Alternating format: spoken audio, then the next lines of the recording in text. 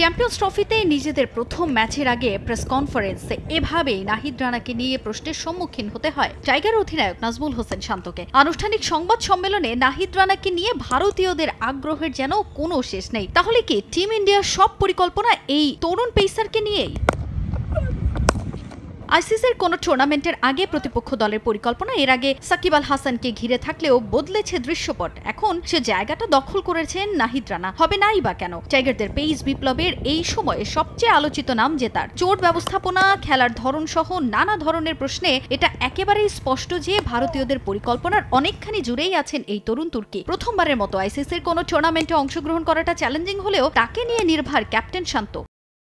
গত কয়েকটা ম্যাচে সে ভালো বোলিং করেছে, অনেক জোরে বল করেছে। সে যদি এভাবেই বোলিং করে সেটা আমাদের পুরো বোলিং বিভাগকেই সাহায্য করবে, প্রতিপক্ষকে চ্যালেঞ্জে ফেলতে পারে। এরকমই বোলিং চাই ওর কাছে থেকে। রানার বোলিং আমাদের জন্যও প্রেরণার। সে যেন ফিট থাকে এবং এই ফর্ম ধরে রাখতে পারে, সেটাই আশা করব।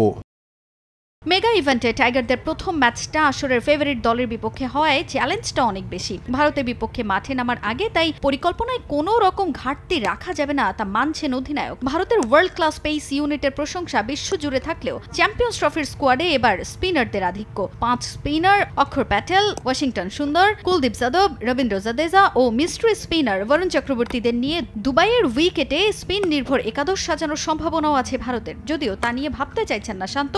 নিজেদের পরিকল্পনার সেরা বাস্তবায়নের পক্ষেই টাইগার অধিনায়কের অবস্থান। আমাদের সব সময় ভালো স্পিনার ছিল, তবে এখন আমাদের পেসার আর স্পিনারদের ভালো একটা কম্বিনেশন আছে। আমি অবাক হব না তারা যদি 2-3 জন স্পিনার খেলায়, কারণ আমাদের সেই ধারণা আছে। আমাদের সব রকম প্রস্তুতি আছে। এখানে গত 2-3 দিন ভালো প্রস্তুতি হয়েছে। আমরা জানি কিভাবে সেটা মোকাবিলা করতে হবে। এবারের আসরে সাকিব আল হাসান না থাকলেও সংবাদ সম্মেলনে ঠিকই তাকে নিয়ে প্রশ্নের সম্মুখীন হতে হয়েছে নাজমুল হোসেন শান্তকে। তাজিন খন্দকার, সময় সংবাদ।